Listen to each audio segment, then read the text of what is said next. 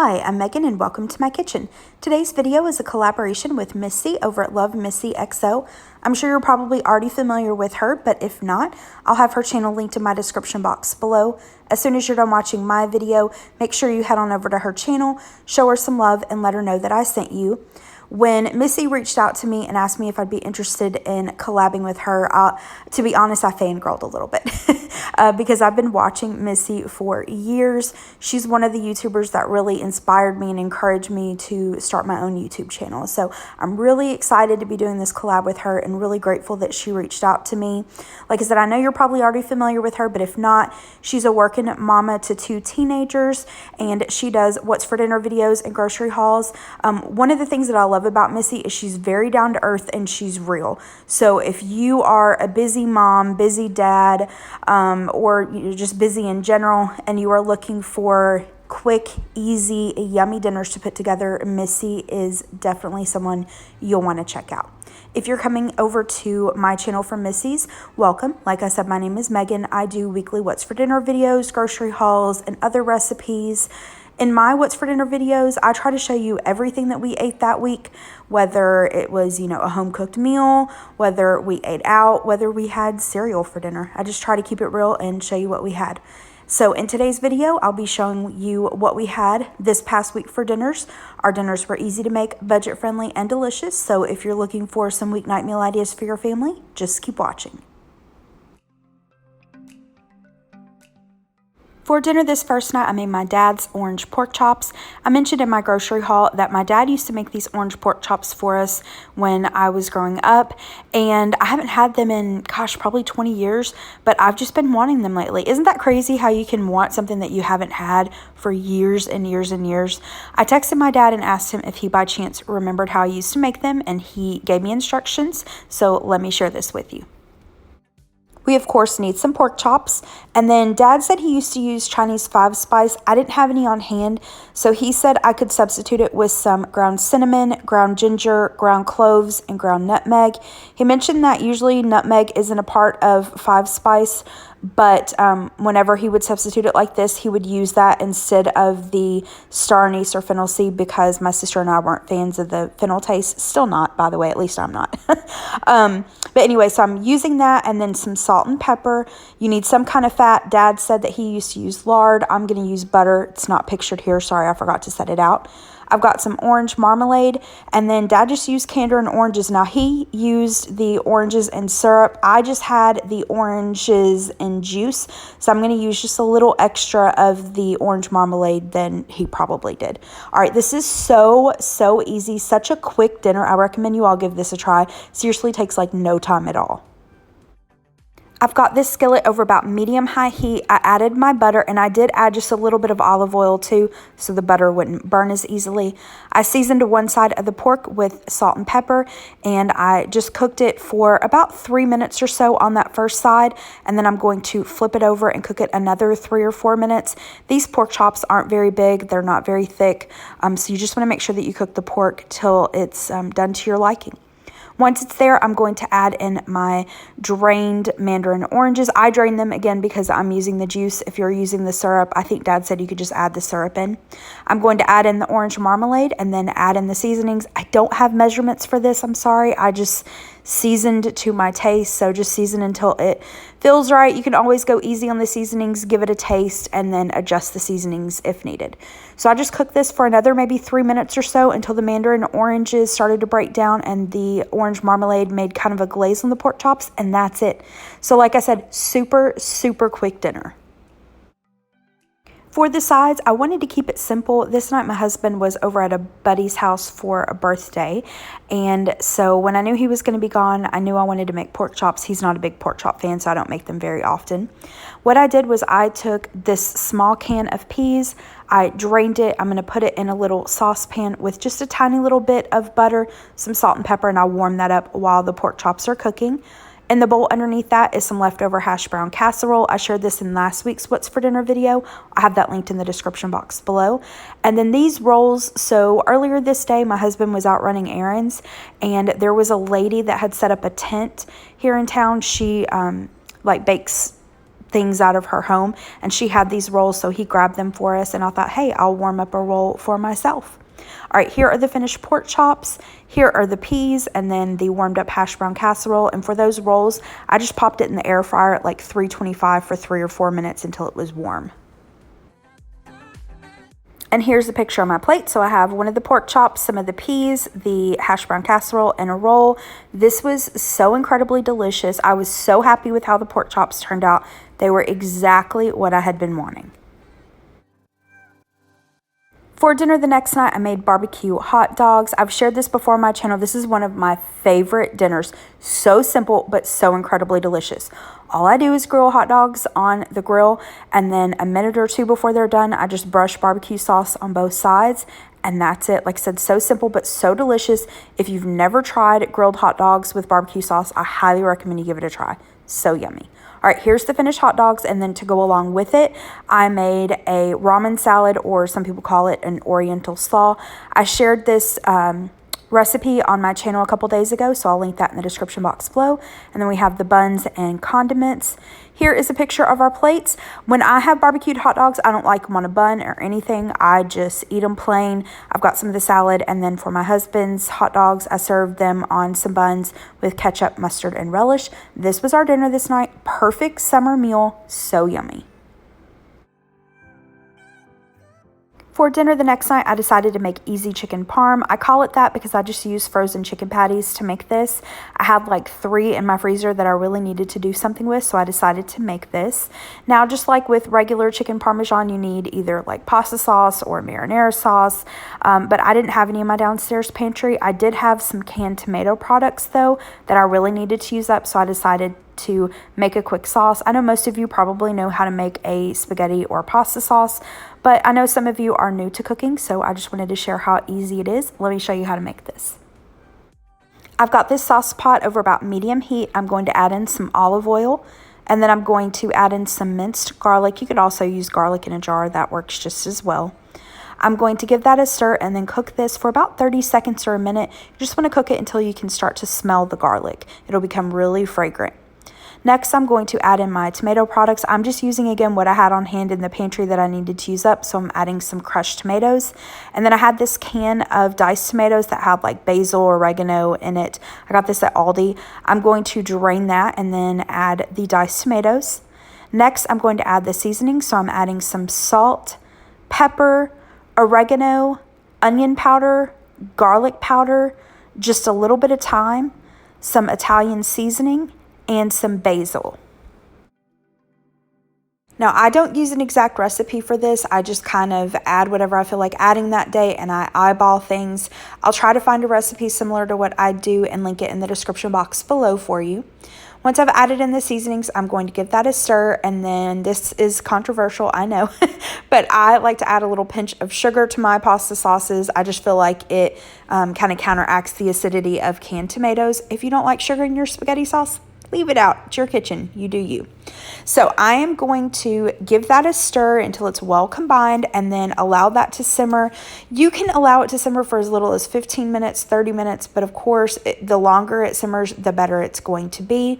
And I decided, though, that for the chicken parmesan, this was a little chunky for me with those diced tomatoes. So I just took out my immersion blender and kind of blended it up a little bit. And that's it. That's the spaghetti sauce. See, so easy to make your own. And a quick note, I just allowed the sauce to simmer while my chicken patties baked in the oven. You can, again, use your favorite jarred sauce. I would have used it. I just didn't have any on hand. So like I said earlier, I had 3 of these chicken patties left over. I got these at Aldi. And then I also have some of this sliced mozzarella cheese and some shredded Parmesan cheese that I need to use up. I baked the chicken patties according to the package instructions. Once they were done, I removed them from the oven, added some of the sauce, and then a little bit of the shredded Parmesan cheese, a slice of that mozzarella cheese, and I placed it back into the oven for just maybe 4 or 5 minutes until the cheese melted. My husband requested spaghetti for this side, so I just boiled up some spaghetti noodles and tossed it with the leftover sauce. All right, here are the plates. So we have some of the spaghetti, the quick, easy chicken Parmesan, and I made some side salads. with homemade ranch dressing. And Missy, by the way, is who got me on to making homemade ranch dressing. She used to talk all the time about how they loved it and it was so much better than bottled. And so one time I decided to give it a try and I have never looked back. It is so delicious. All right, this was our dinner this night. Really quick and easy, but yummy. For dinner the next night, I tried a new recipe for brown sugar pineapple chicken. This recipe is from the plain chicken. I'll have a link to it in my description box below. And if you are a normal viewer of my videos, you know I mentioned the plain chicken quite a bit. I love her recipes. Every single one that I've tried has been delicious. Most of them are easy, and you know, like her name suggests, she does put quite a bit of chicken recipes on her channel, or rather on her website, but I like that because we eat a lot of chicken. So this was super easy. It's really just like 4 ingredients. You need some pineapple juice, brown sugar, chicken tenders. You could also just use chicken breasts and slice them into tenders yourself, and then you need some barbecue sauce. Use your favorite brand, make homemade, whatever floats your boat. All right, let me show you how to put this together. Really easy. All right, I've got a measuring cup here. I like to mix the ingredients together like this. I can measure it. I don't have to get out separate measuring cups. I can mix it all together in here and then easily pour it into the Ziploc bag. But you can use a bowl. That's fine. I'm adding in the pineapple juice and then the barbecue sauce. I didn't have quite enough of the Walmart brand, so I just used some of what I did have, which was the Sweet Baby Ray's. I'm adding in the brown sugar. I'm going to stir that until it's combined really well. You'll want to set aside about a 1/4 cup of the marinade, and then we're going to add our chicken to a Ziploc bag, add in that marinade. We're going to get as much of the air out as we possibly can, and then this is going to go into the refrigerator to marinate. The recipe says to marinate it for about 2 to 4 hours. I did it overnight, whichever way you prefer. For one of the sides, I decided to make a broccoli salad. I had some fresh broccoli on hand that really needed to be used up. So here's what I'm going to use in addition to the fresh broccoli. I've got some bacon pieces. I get this at Sam's Club. You can, of course, cook up your own bacon and crumble it yourself. I also like to add in sunflower seeds, craisins, some shredded cheese. You could add in red onion if you prefer, or cauliflower. Really, you can add whatever you like. For kind of the sauce for the broccoli salad, I've got mayonnaise, vinegar, sugar, salt, and pepper. All right, all I did was mix together the mayonnaise, salt, pepper, sugar, and vinegar. And then once that was combined really well, I added in the broccoli. I do like to chop it up into bite-sized pieces. I then added in the bacon and the shredded cheese, stirred it until it was combined really well, and that's it. I like to place it into the refrigerator for at least 30 minutes to an hour before we eat it, just to kind of allow the flavors to come together. For my other side, I decided to recreate something that I made years ago. So I had received, I can't remember what you call them. Is it like CSA or something? Anywhere where you get like boxes of fruits and vegetables. And I got a poblano pepper and I'd never used it before, didn't know what to do with it. And I decided to make a roasted poblano butter to put on corn on the cob. So this is what I did. I don't have a recipe. I'll try to find a recipe kind of similar to what I did and link it in the description box below. First, we need a roasted poblano pepper, or you could use a jalapeno pepper. Now, you can roast this on a grill, on a stovetop, in the oven. I, though, was like, hey, there's got to be a way to do this in the air fryer. So I Googled it, and sure enough, you can roast peppers in the air fryer. I did not know this. All I did was put the pepper in the air fryer, didn't season it, add anything to it, just put it in there, cooked it at 400 degrees for about 6 minutes, turned it over, cooked it for another 6 minutes, and then that's it. Done. So easy. Here's everything else for the butter. I placed the pepper into a bowl, covered it with plastic wrap, and allowed it to cool to the touch. Once it was cool to the touch, I removed like the black skin, the seeds, and the membranes, and I diced it up. I also am going to use some butter, honey, cumin, lime juice. I would have preferred fresh. I didn't have it on hand, so I just used this in the bottle. It was fine. All I did was combine these ingredients in a small saucepan until the butter was melted, and that's it. So here's how I put the corn together. I'm using some of this frozen corn on the cob. It was in my freezer. I really needed to use it up. This would be awesome though with fresh corn, especially as it gets, really into corn season. delicious. All I did was took some of the aluminum foil, cut it into little rectangles, added a piece of the corn on the cob, still frozen. You don't have to, thaw it, cook it, anything like that. I brushed some of the butter on both sides, and then I decided to add some of this smoked sea salt. I just thought that would be, really nice with the smoky pepper and the grill flavor. I'm going to wrap that really, really well with the aluminum foil, and then this is going to go on the grill. For the chicken, I removed it from the marinade and put it on some paper towels to get rid of some of the excess moisture. I'm going to season the chicken with some of this barbecue blend seasoning from Kinder's. You can use whatever seasonings you prefer or just skip the seasoning altogether. All right, so for the grill, with the corn on the cob, I had it on about medium heat. I believe I grilled it for about 30 minutes in total. I turned it every about 10 minutes or so. For the chicken, this was on medium heat as well. I cooked this for about 4 or 5 minutes per side. You just want to cook it until it's at least 165 degrees internal temperature. During the last minute or two of cooking, I did brush some of the reserved marinade on the chicken, and then I'm going to remove the chicken to a plate and allow it to rest for a couple minutes.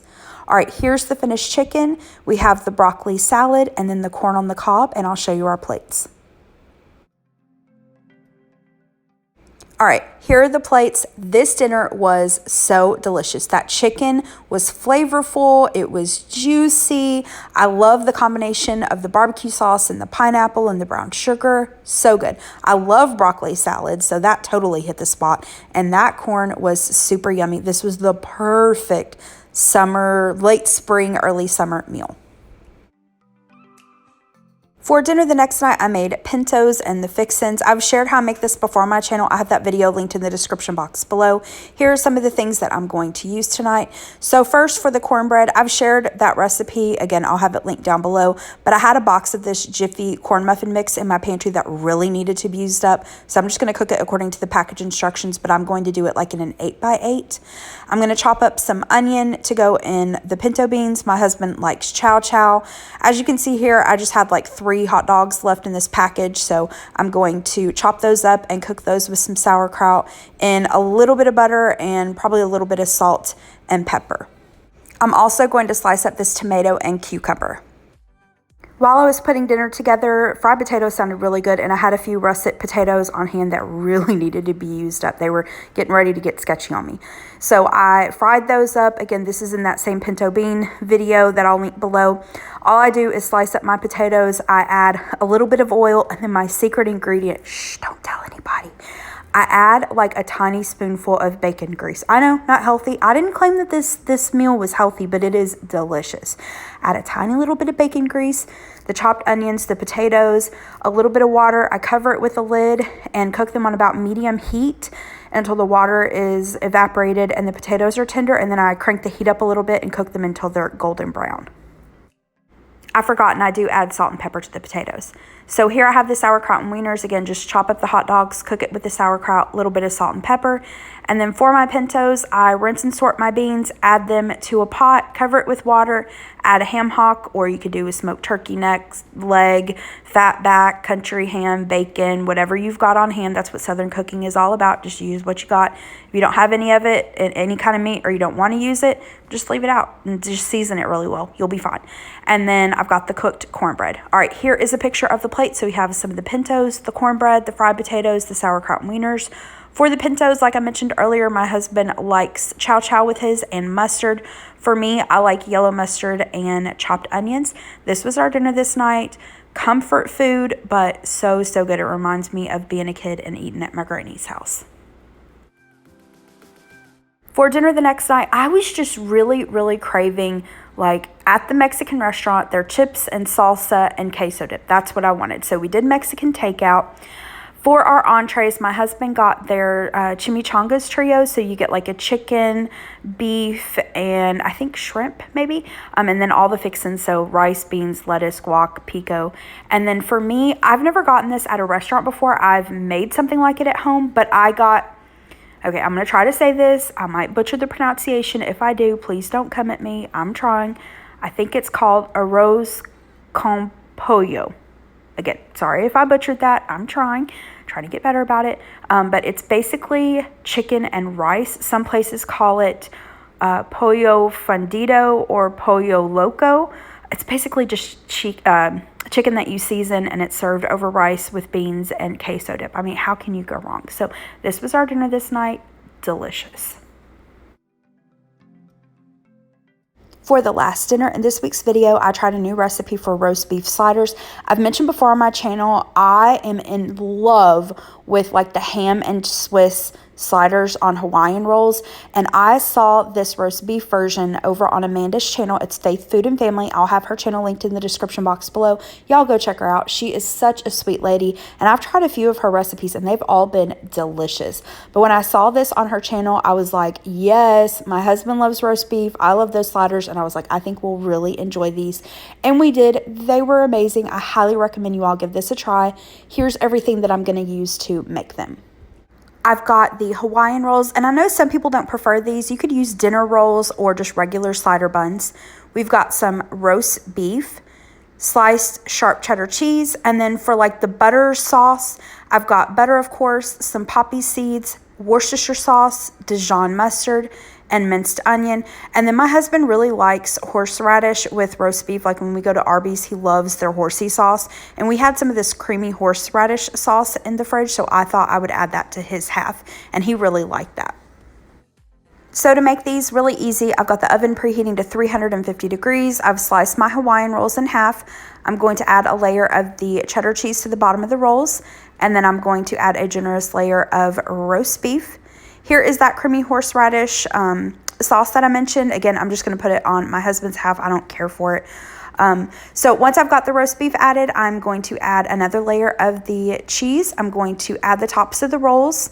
And then in this saucepan here, I just have the butter, the Worcestershire sauce, Dijon mustard, the poppy seeds, and the minced onion. I cooked that on low until everything was melted together. I'm going to brush that on and then cover this with the foil. And the recipe said to let this sit for about 10 minutes before you put it into the oven. So once we put it into the oven, it's going to bake covered for 20 minutes, remove the foil, and cook it for another 5 to 8 minutes or so. Here are the finished sliders to go along with it. I made a caprese pasta salad. I'll be sharing this with you in a video coming out this upcoming Thursday at 2 p.m. Central. This pasta salad is so good. All right, here's a picture of our plates. We've got the sliders, that pasta salad. Both of these were delicious. Amanda, thank you for sharing those sliders with me. I'll definitely be making those again. All right, that's it for today's video. Thank you so much for watching. I hope that you got some dinner inspiration. If you did, please hit the thumbs up button below and subscribe to my channel if you're not already. And don't forget to go check out Missy's channel. Again, it'll be linked in my description box below. Thanks so much. I hope you have a great rest of the day. Bye-bye.